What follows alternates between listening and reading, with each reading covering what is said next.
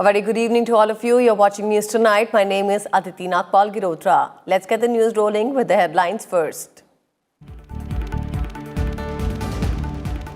Prime Minister Narendra Modi calls on SAARC nations to come together to tackle the novel coronavirus outbreak, proposes a video conference to chalk out joint strategy to fight the virus and set an example for the world. SAARC nations welcome initiative and appreciate India's leadership.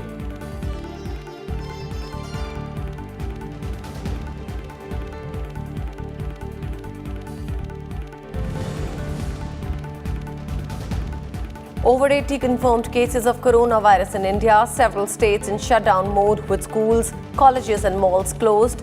Air India flight to leave tomorrow to bring home Indians stranded in Italy. Government advises citizens to avoid non-essential travel.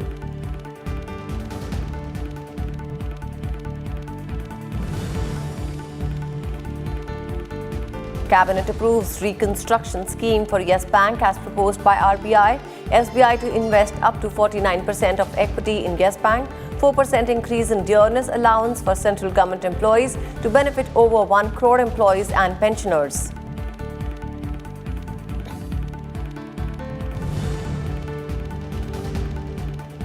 Parliament approves the direct tax Vivad Se Vishwas bill. Rajya Sabha returns bill to Lok Sabha after discussion. Bill provide opportunity to taxpayers to settle disputes with complete waiver of interest and penalty if done before 31st March.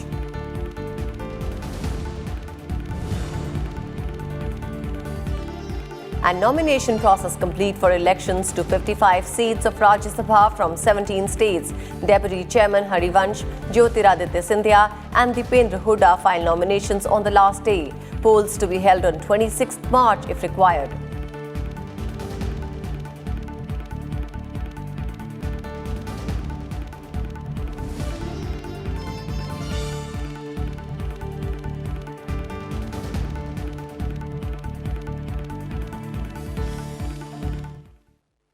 Prime Minister Narendra Modi has urged the leadership of SAARC nations to chalk out a strong strategy to fight the novel coronavirus.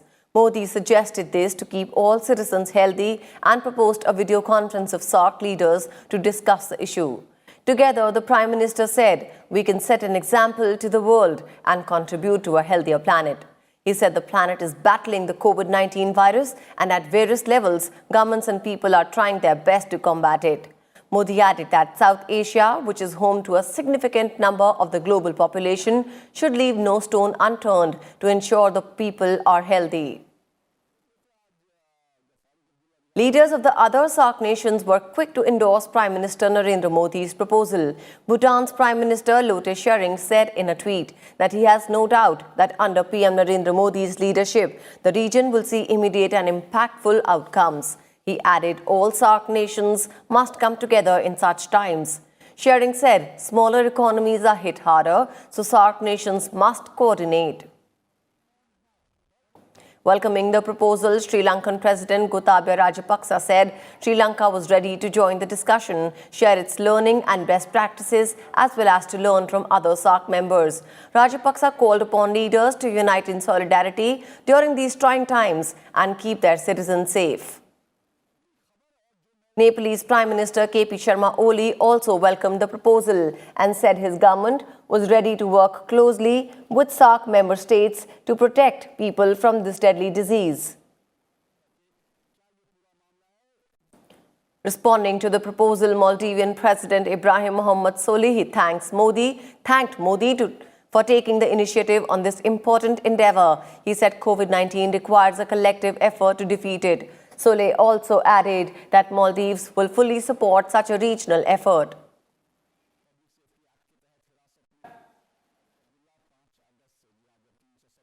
India also briefed the representatives of more than 130 countries and international organizations, including over 100 envoys on Friday, about the proactive steps taken by the country to combat the novel coronavirus. The MEA also provided clarifications related to government advisories to the Health Ministry, Home Ministry, envoys and representatives of international organizations. The officials also discussed measures to contain the spread of the deadly virus.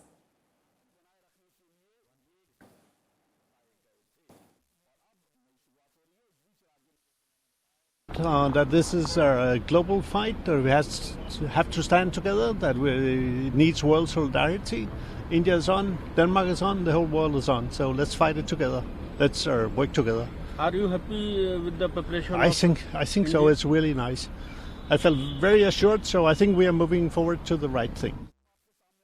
5 fresh cases of the novel coronavirus COVID-19 have been reported in the country.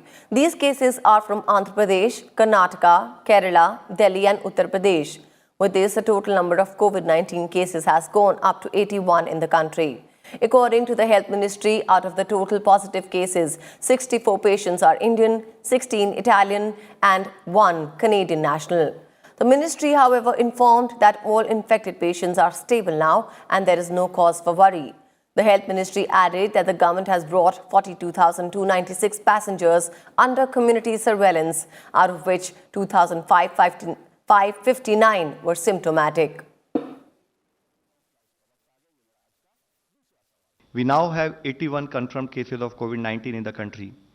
Of these, 3 from Kerala were treated and discharged. In addition, 7 more from Safdarjung have also recovered.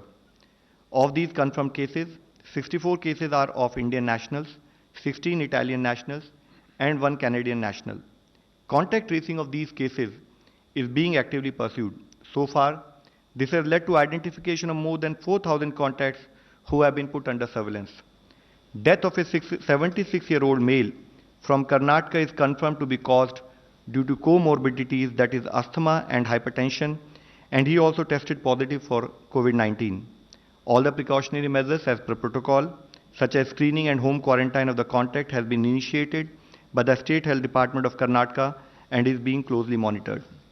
It is reiterated that Indian nationals are strongly advised to avoid all non-essential travel abroad and refrain from travelling to countries reporting high cases and deaths as mentioned in our travel advisories.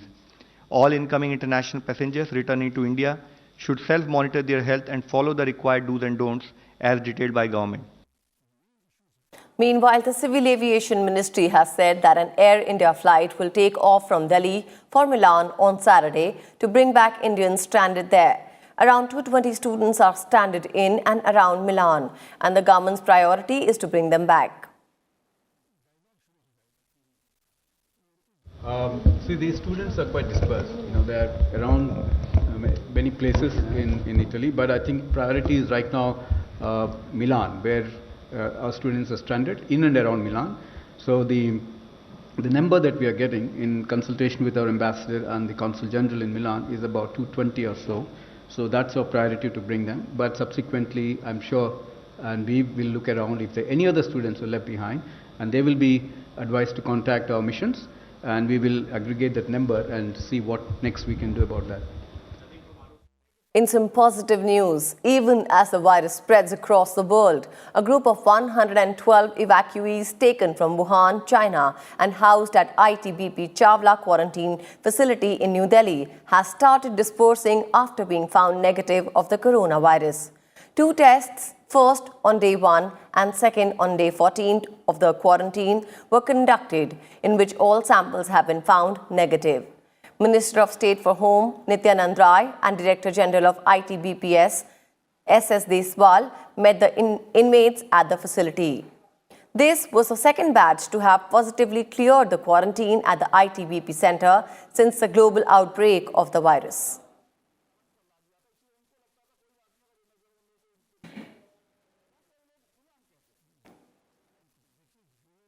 मैं ITBP को इसके लिए आभार व्यक्त करना चाहूँगा कि उन्होंने कोरोना वायरस से संदिग्ध लोगों की जांच quarantine period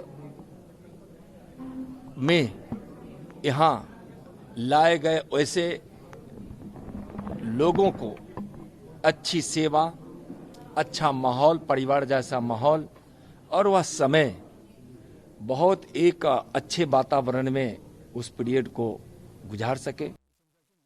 Cases in most of the countries, but our country's efforts, government efforts, whether it is central government or state governments and all agencies coming together and working as a team, they have facilitated our own citizens around the globe the government is willing and making efforts to evacuate our own citizens from all parts of the globe, from all countries. The Uttar Pradesh government has announced that all schools and colleges in the state will remain closed till March 22nd in view of the coronavirus scare. With the state reporting 11 confirmed cases, the Yogi Adityanath government asserted that all precautions were being taken to check the spread of the disease. The UP Chief Minister said the decision would be reviewed on 20th March, on the basis of which the future course of action would be decided. जिन संस्थाओं में परीक्षाएं चल रही हैं वे सभी परीक्षाएं यथावत रूप से आगे उनका कार्यक्रम चलेगा, लेकिन जिन संस्थाओं में परीक्षाएं प्रारंभ नहीं हुई हैं, जैसे बेसिक शिक्षा परिषद में भी परीक्षाएं नहीं हुई हैं, हम लोगों ने उन परीक्षाओं को स्थगित करवा दिया है। 22 तक उत्तर प्रदेश के अंदर हम लोगों ने सभी अपने बेसिक शिक्षा परिषद के, माध्यमिक शिक्षा परिषद के, उच्च शिक्षा के या फिर टेक्निकल वोकेशनल एजुकेशन और हमारे जो अन्य स्किल डेवलपमेंट से जुड़े हुए सेंटर हैं, इनको हम लोगों ने 22 मार्च तक के लिए बंद करने के लिए निर्देश दिए हैं। Several states across India have gone into battle mode to contain the spread of COVID-19, shutting down schools, colleges and movie theatres and many public events. The Bihar government ordered immediate closure of all educational institutions, coaching centres and cinema theatres till March 31st and indicated that more steps could be taken in the next few days following a review of the situation. The Haryana and Punjab governments on Friday ordered closure of all universities and colleges till 31st March.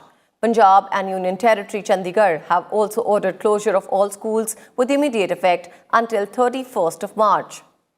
With 17 confirmed coronavirus patients found in Maharashtra, the state government ordered closure of cinema theatres, gymnasiums, swimming pools and public parks in Mumbai, Thane, Navi Mumbai, Nagpur, Pune and Pimpri Chinchwad till 30th March. In Odisha, the Naveen Patnaik government announced that educational institutions would be closed till 31st March but provided exception for holding exams. He said the government has earmarked Rs 200 crore to combat the coronavirus threat and declared COVID-19 a disaster. A day after the country's first coronavirus death was reported from Kalaburgi in the state, the Karnataka government announced a lockdown of malls, cinema theatres, pubs and nightclubs for a week.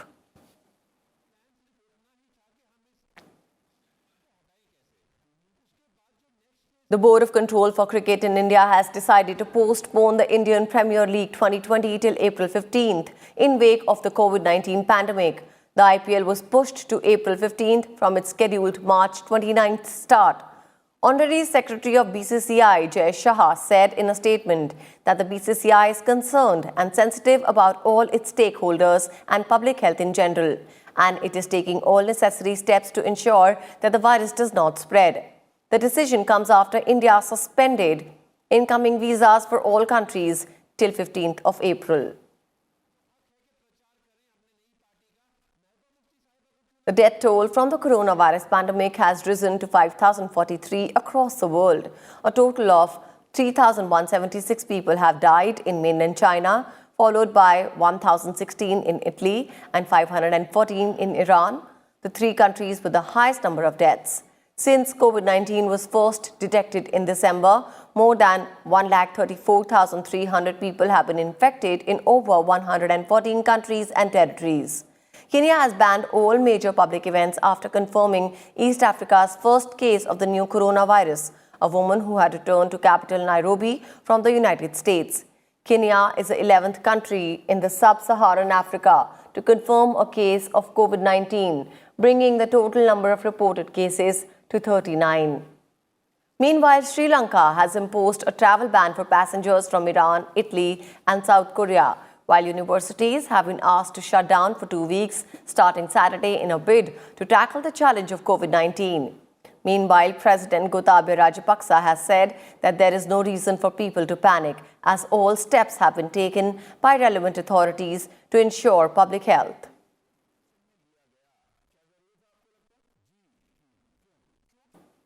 With this, we'll halt in for a quick breather, but we'll be back soon. Stay tuned with us.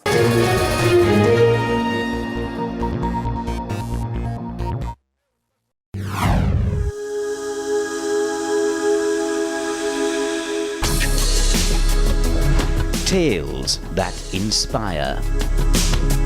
Stories of social change. A salute to diversity. Promoting public discourse. Events that motivate. Inspiring the innovative spirit. Watch Rajya Sabha television documentaries.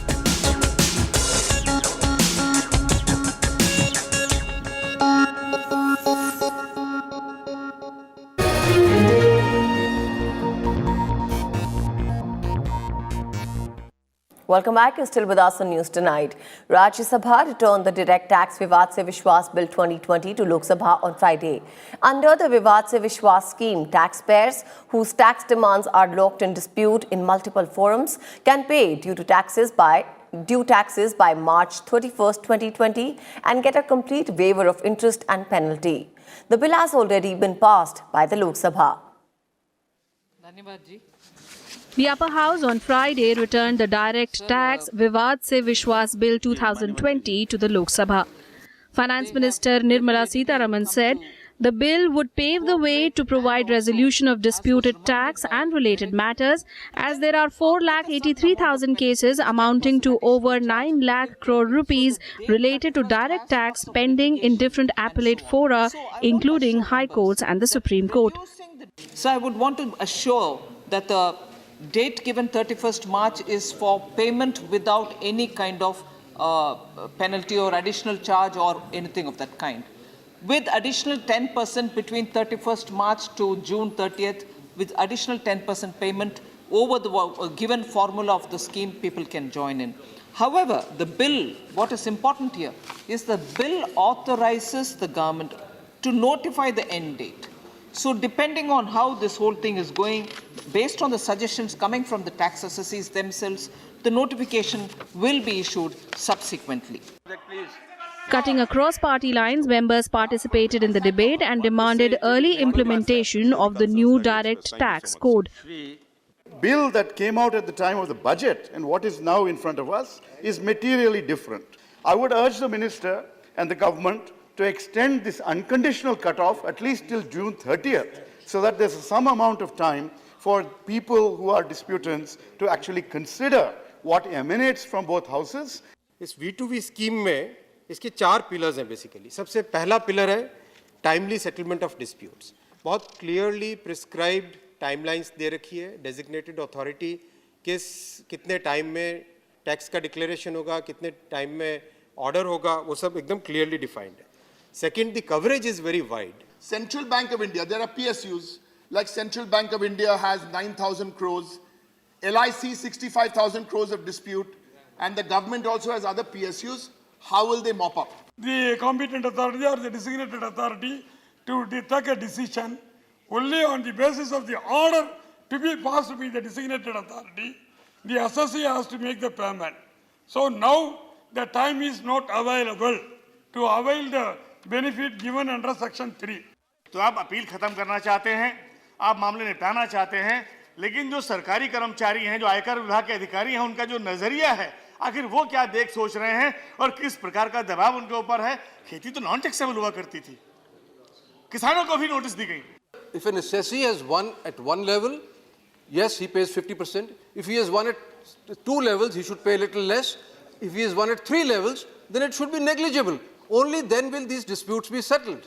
So I hope Madam Finance Minister would take note of that. So far as clause 9A1, you fix a cap of 5 crores. Why do you fix that 5 crores? Is there any rationality behind this fixing of 5 crores? Under the Vivad Se Vishwas scheme, taxpayers willing to settle disputes shall be allowed a complete waiver of interest and penalty if they pay the entire amount of tax in dispute by March 31st, 2020. Beyond this date, a 10% additional disputed tax shall have to be paid over and above the tax liability. Further, where arrears relate to disputed interest or penalty only, then 25% of disputed penalty or interest shall have to be paid if the payment is made by March 31st, 2020, beyond which the same shall be enhanced to 30%. Kriti Mishra's report for Rajya Sabha TV. The Union Cabinet has approved a reconstruction scheme for Yes Bank, under which State Bank of India will acquire 49% stake in the bank, and other investors are also invited. Finance Minister Nirmala Sitharaman said the Cabinet has approved the reconstruction scheme for Yes Bank as proposed by the Reserve Bank. She also said that authorized capital of the lender has been raised from 1,100 crore rupees to 6,200 crore rupees to accommodate immediate and subsequent raising of capital requirements. Sitharaman said the scheme has been approved with the objective of protecting the interest of depositors and providing stability to Yes Bank. Scheme of reconstruction came to the government, which was considered by the cabinet today. The key features of what actually is a part of this reconstruction plan will of course be available for all of you all in detail once the notification happens, which will happen as soon as possible. But I'm just highlighting some of the points which will be of interest. State Bank of India will invest up to 49% of the equity. Other investors are also being invited, and quite a lot of engagement by the RBI is happening to bring in other investors also. There will be a 3-year lock-in period for SBI for up to only 26% of the 49% that they are investing. And for the rest of the investors, it will be lock-in for 3 years of 75% of their investment. So the authorized capital itself has been raised from 1,100 crores to 6,200 crores so that we can accommodate immediate and also subsequent raising of capital requirements. In another decision, the Union Cabinet has approved a 4% hike in dearness allowance for central government employees. Under the proposal, 48 lakh central government employees and 65 lakh pensioners will be benefited. It will be effective from 1st January this year. With this, the DA has been increased from 17% to 21%.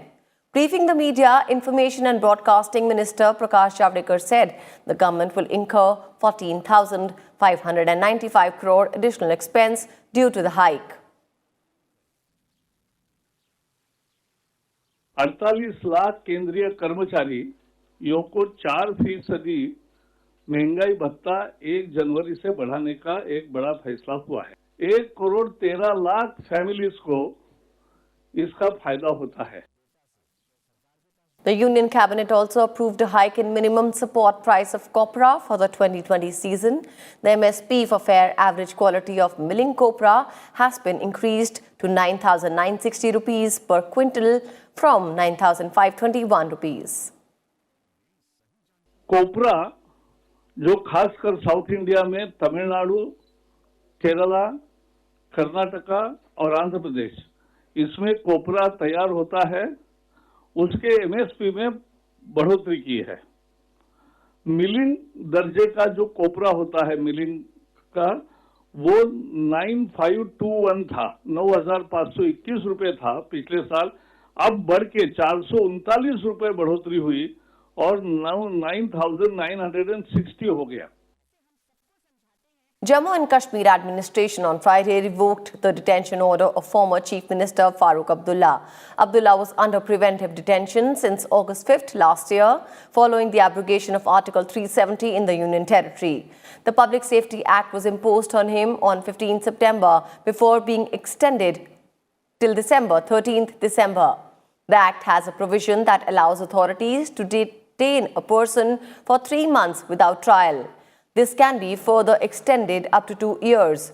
The decision to release Farooq Abdullah came hours ahead of the ending of his 3-month detention period on Friday midnight.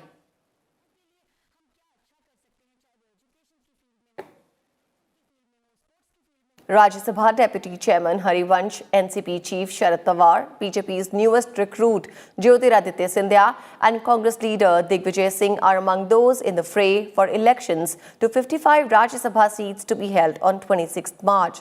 51 of these 55 seats from 17 states are falling vacant on different dates in April due to retirement of sitting members, while 4 other seats are already vacant due to resignation of members.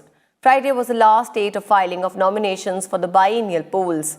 BJP leader Jyotiraditya Scindia filed his nomination in Bhopal for the March 26th polls. Former Chief Minister Shivraj Singh Chauhan, State BJP President V.D. Sharma, outgoing Rajya Sabha MP Prabhat Jha and other party BJP leaders were present on the occasion. All 3 candidates of the ruling JDU-BJP combine in Bihar, including Rajya Sabha Deputy Chairman Harivansh, filed their nominations in Patna. Harivansh and sitting MP Ramnath Thakur filed their papers as JDU candidates. BJP's Vivek Thakur also submitted his nomination papers. Congress leader Dipendra Singh Hooda also filed nomination for Rajya Sabha seat in Chandigarh. Hooda had been a 3-time MP from Rohtak. In 2014, the Congress could manage to retain only the Rohtak seat, losing all other 9 Lok Sabha seats from Haryana.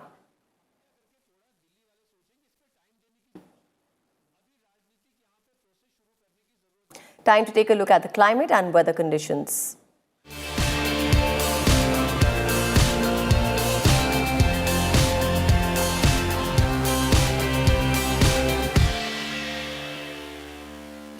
Building new wind and solar plants will soon be cheaper in every major market across the globe than running existing coal-fired power stations. According to a new report by the Carbon Tracker Initiative, it was found that renewable power was a cheaper option than building new coal plants. It would cost less than electricity production from existing coal plants by 2030. The report acknowledges that this trend did not necessarily mean coal power would be pushed from the market within a decade. The report calls on governments to block new coal projects and phase out existing coal plants by changing regulations to allow renewable energy to compete equally. In 2018, the UN's Intergovernmental Panel on Climate Change found that to limit global warming to 1.5 degrees, it would require a global cut of 59% to 78% below the 2010 levels of carbon emissions by 2030.